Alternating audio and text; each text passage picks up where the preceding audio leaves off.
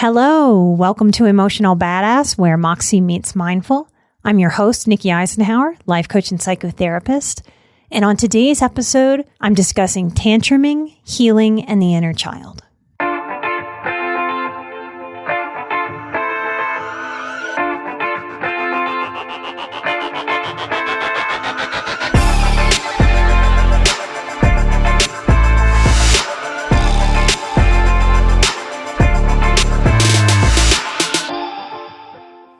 Our psychology is often illogical and doesn't make common sense at first glance. For many people raised in dysfunctional homes, our childhood trauma or emotional neglect was happening very early in life. And in toddlerhood, when we come from dysfunctional families, often we were not allowed to tantrum. If I tantrumed, if I became angry, the message was, I better stop that right now, which is a message of something is wrong with you. Something is wrong with you having emotion. Something is wrong with you for feeling. Something is wrong with you for showing your feeling. And the right thing to do is stuff it way down and never ever show upset. We were taught, if this was part of our upbringing, we were taught very directly in this way to store our stress, our pain, our reactions in the body, instead of releasing them from the body. From as far back as I can remember, my emotions were parented through this message: stop your crying or I'll give you something to cry about. So on top of whatever big emotional response was happening in that moment for my little mind and my little body, there was an additional stimulus, an additional overwhelm, an additional layer added. The threat of a beating, of violence, the threat of shame was heaped on top. And my little young and innocent mind and body, lips quivering, breath shaking, would try so very hard with that additional fear and stress to stuff all of those emotions down. Fear of expression for any child is an abhorrent thing to live through.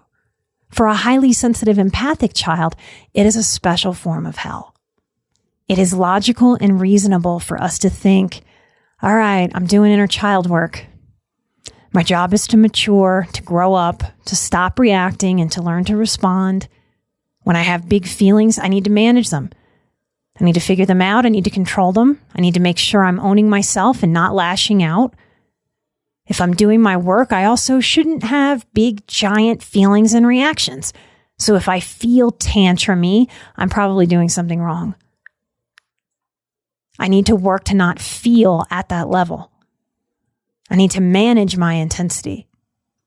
I don't accept this intensity. I must transform it. Our psychology is often illogical and doesn't make common sense.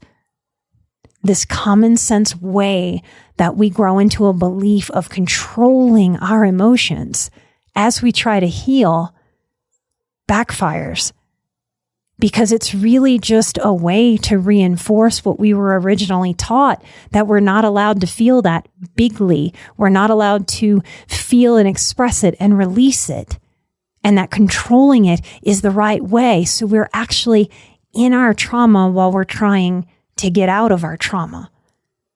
I want to offer some tools and strategies for how to begin healing this dynamic, working with this dynamic. As I share this strategy, I'm asking you to pay attention to what you think, what you feel in your body, what the critical voice says, and even what the inner adolescent, and we all have that part, you know that part. I like to think of it as the eye-rolling part that thinks most things are stupid and unnecessary. You may want to journal to warm up to this idea I'm about to present, if it resonates with you and you'd like to play with it to see what it may do for you. This is going to be one of those therapeutic suggestions that many of you will try to control by keeping it in the realm of thinking. And it's certainly okay to think about things, y'all, but most of our healing doesn't happen in the thinking realm.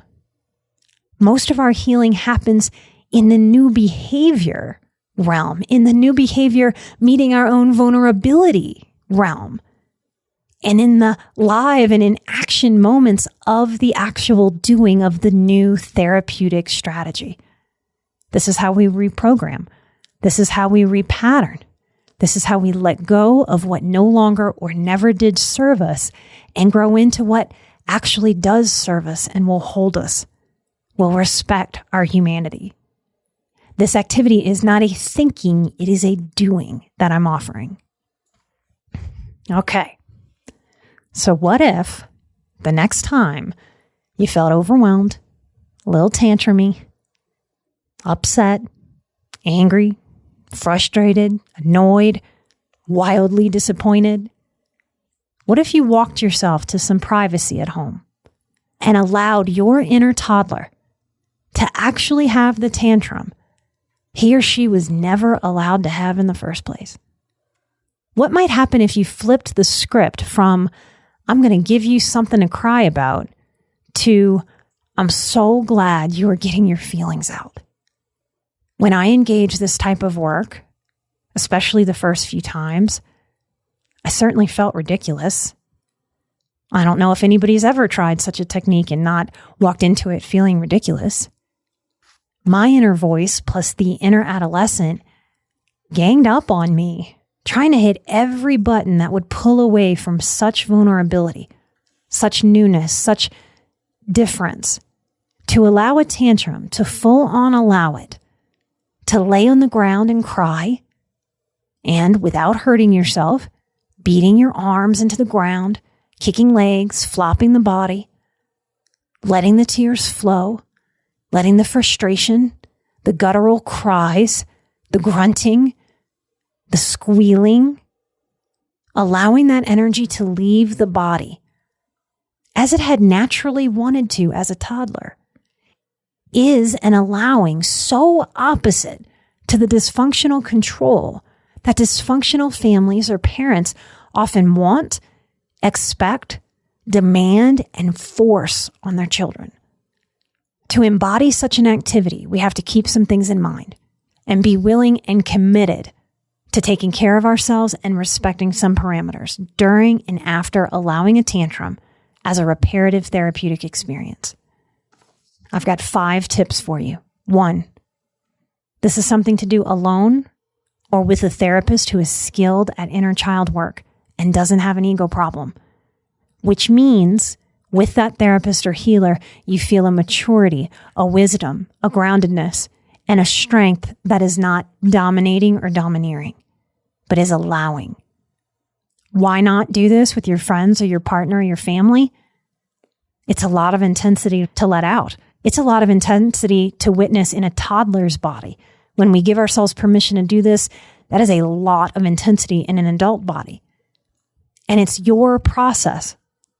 It's very vulnerable, and sometimes friends or family have the best of intentions, but most people are not fully comfortable with intense emotion unless they have done a bunch of therapeutic work and understand how to hold space for other people in intensity. When we release any form of intensity, it is good practice to be aware of releasing to release, not releasing where another can soak up. 2, move physically, but do not hurt or harm your body in any way. Think about a good parent, a really good, plugged in, connected, aware parent. Maybe nearby when a child has a tantrum, choosing not to give energy to that tantrum, which can sometimes fuel it like gasoline on a fire, but is there to intervene if, let's say, the toddler decides to start banging her head against the wall. Punching pillows or shaking your arms or stomping your feet are all safe releases. Your inner child is watching adult you. To make this tantrum therapeutic, you must be in awareness and commitment of not allowing any harm to come to your body, which is exactly what you would do if in charge of a small toddler. It's what you would do for that child as a mature, loving, responsible, understanding adult. Number 3, You go forward with your tantrum till the emotion shifts and lifts from your body. Children possess an emotional wisdom beyond what they can articulate with words. Anytime I've witnessed a toddler get a boo-boo, I've watched a child's breath become intense, fluttery, lips quiver, and the tears flow like a faucet. Lungs expand and expel a cry that does not hold back. That cry, that guttural scream, it can defy the size of that tiny human.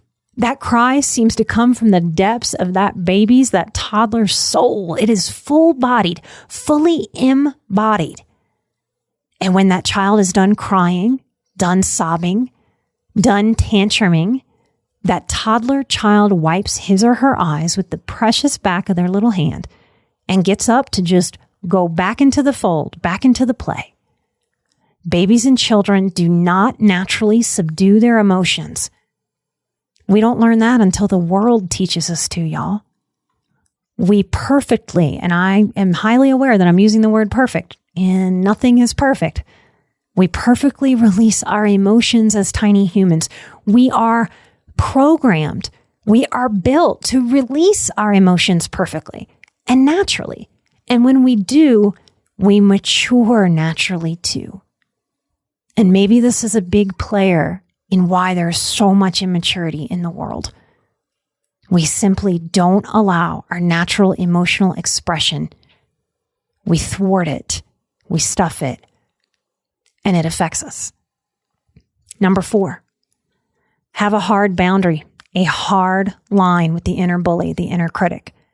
And if you don't know how to do that yet, you may need some work there to be able to respect the integrity of this type of technique.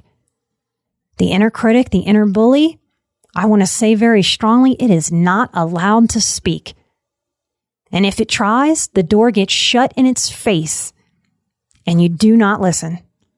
There is to be no shaming, no critiquing, no allowing of a judgment of ridiculousness, despite a normal adult feeling of ridiculousness that I had when I practiced this activity and that you will have if you practice this activity.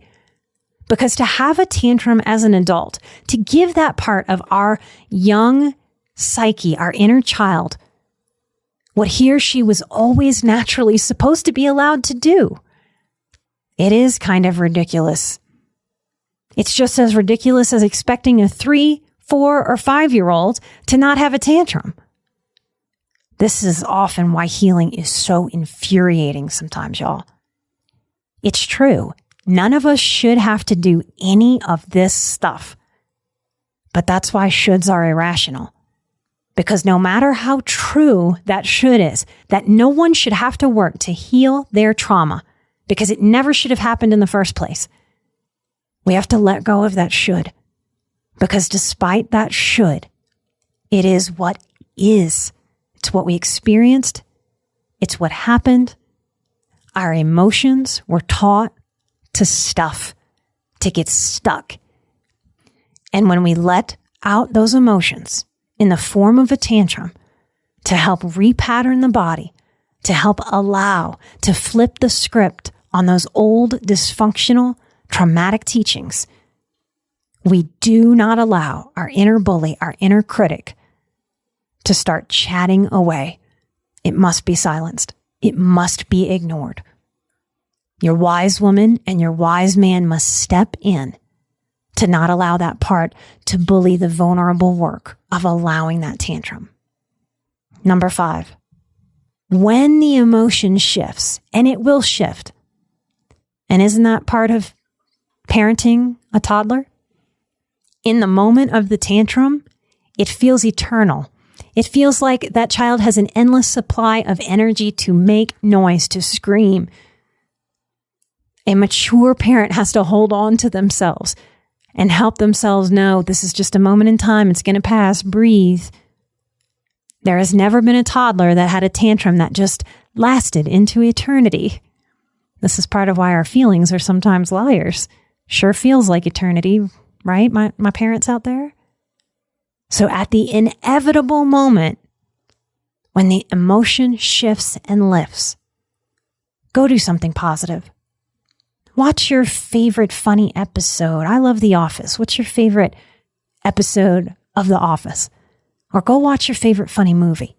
Make yourself a very special snack, maybe a little more decadent or fancy than you would typically. Do something creative. Go for a walk. Hang out with your pets. Work out. Ask somebody that you love to give you a hug. And if nobody's around, you sit for a minute and you give yourself a hug. This is a very important part of the tantruming, y'all. That we help ourselves easily and simply have emotion and then run back into life, run back into the fold of play. Just like untraumatized children know how to naturally do. I hope there's something in this episode that helps you understand your inner psyche, your inner child, what healing is, how to do it. This is the last call for the boundaries course, y'all. We start next week.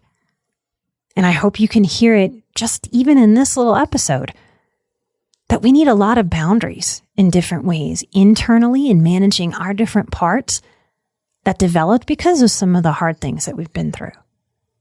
Boundaries work teaches us how to hold respectful containers for ourselves, how to build respectful containers. The tantrum space, as I suggested it with some parameters, is a boundaried one. Believe it or not, that is a healthy practice of emotional boundaries. I genuinely do not know anyone who teaches boundaries the way that I do, and with the emotional nuance and practicality of tangible, doable, practicable strategies. I haven't made a decision yet, but I'm leaning towards taking next year off from the boundaries course. So if you resonate with my work, if your gut says something about how she talks, something about how she makes sense of things, really gets it for me, then don't overthink it and come sign up now. You'll have a year to dive into this material. It's okay if you can't be there live in the 6 weeks that I teach. Part of the instructions that I give on the very first day, the very first webinar in the course, is that I don't want you chewing on the course. It's part of why you guys have headaches and jaw aches and overthinking. It's like we chew with our minds and we chew it and we chew it and we chew it and we chew it. I want participants in the course to allow themselves to move through it by simply laying eyes over the material I've written and allowing your ears and psyche to listen to the webinars live or when they're archived. We don't learn these concepts about boundaries, about managing our vulnerability, about figuring out our side of the street and somebody else's side of the street and what happens when we get together and overlap. Who's responsible for what? We don't learn this stuff like we might learn a math formula. We learn these concepts by immersion, by marinating. So I invite you to come immerse yourself, come marinate with me in the boundaries course. Come find out more and sign up now at emotionalbadass.com/boundaries. Those of you in Patreon, you can still use that Patreon code up until the 10th, the very day the course opens. Light and love. I'm an emotional badass. You are an emotional badass. And together we are where Moxie meets mindful. Light and love. And I'll see you next time right here for a brand new episode. Bye-bye.